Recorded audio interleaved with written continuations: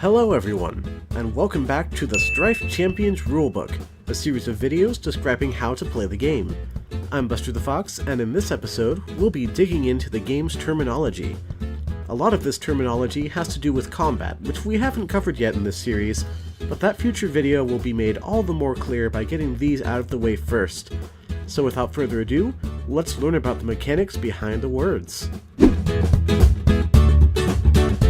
Veteran card slingers should already recognize this term, but for the uninitiated, tapping a card simply refers to the act of taking an upright card and turning it to a horizontal position. This is usually to denote that the card has been used. For example, a creature may become tapped when it is used to declare battle, or a power may be tapped when its effect has been used for the turn. When this happens, the card remains in the tap state until your next turn, where you'll be able to untap all of your cards on the field during your upkeep. If a card is tapped, it is not allowed to perform any action that would tap it again. For example, without getting into too much detail beyond the scope of this video, only an untapped creature may declare battle, and a card's effect that requires you to tap it may only be activated if that card is not already tapped. All of this information applies to energy tokens as well, which brings us to our next point. Energy is one of the main mechanics of Strife Champions, as well as your main resource for playing cards. Every card has an energy cost, denoted by a number in parentheses, which must be fulfilled before the card can be played.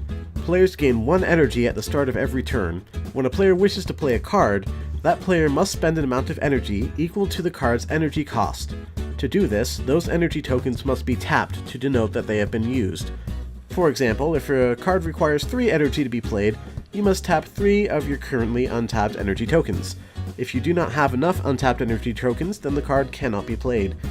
However, there is one other method for obtaining energy in a pinch, although it comes at a cost of its own. Aside from the natural progression of gaining 1 energy token per turn, players may choose to generate temporary energy. This is done by discarding cards from your hand to the graveyard at a rate of 1 temporary energy per card. For example, if a card requires 3 energy but you only have 2 untapped energy tokens, you may discard 1 card from your hand to the graveyard to get that 3rd energy required. No matter the card's type, rarity, or any other statistics, any card sent to the graveyard this way will still generate only 1 energy, so choose wisely which cards to use for this. Temporary energy does not add any energy tokens to your reserve, and it permanently disappears if not used by the end phase of your turn. Although it may appear to speak for itself, the concept of reshuffling is integral to the game of Strife Champions. When an effect calls for a card to be reshuffled, this refers to the act of taking that card and shuffling it back into your deck. To do this, you simply place the card in the top chest of the deck shuffling machine and press the shuffle button. Cards may be reshuffled from the graveyard, the field, or a player's hand, depending on the card effect.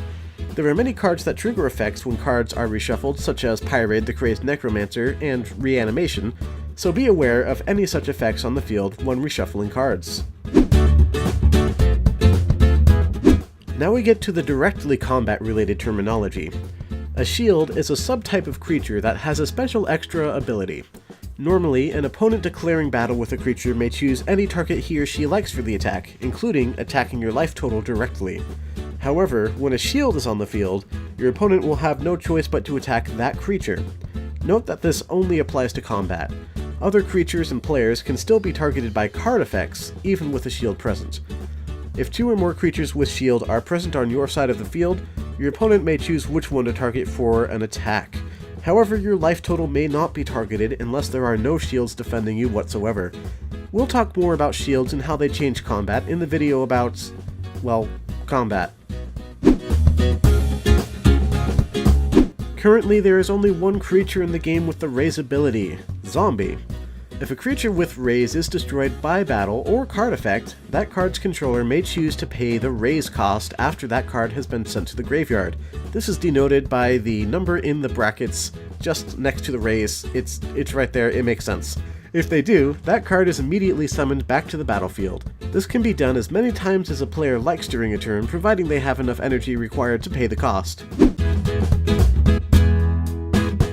Overrun is a unique ability that allows you to damage your opponent's life total by battling your opponent's creatures. When a creature with Overrun destroys another creature through combat, the amount of excess damage goes on to damage the life total of the destroyed creature's controller. For example, if this freaking tank, which has an attack stat of 5, destroys a creature with 2 defense, the remaining 3 damage is taken off of the life total of the destroyed creature's owner. Basically, with Overrun, your power minus their defense equals more damage to your opponent's face. Plenty of cards have effects like this. Target creature gains +1/+1 or -2, -1 or the like. These effects are referring to a creature's power and defense. The first number is power, while the second number refers to defense. For example, when the greatest weapon is equipped to a creature, it raises that creature's power and defense by 1. To use our good friend Shot Drone as an example, our equip skill would turn him from a 2 power 1 defense creature, or a 2/1, into a 3 power 2 defense creature, or a 3/2. Or if we were to equip him with the old Leech No Axe, he would gain 1 power but lose 4 defense, and gain shield. Or if we were to use the Bazooka, he would gain 2 power but have no change to defense, and gain Overrun. Multiple effects that raise or lower power and defense ratings can stack together, so don't be afraid to pump your creatures up multiple times. You might want to bring a calculator though. Now that you know what all of this fancy terminology means, you're finally ready to learn some proper gameplay. Click here to watch the video on turn structure, or click here to open up the playlist of Rulebook videos if you haven't already. And if all of this learning has frazzled your brain as much as it has mine, why not unwind by watching me play some Yu-Gi-Oh! Duel Links?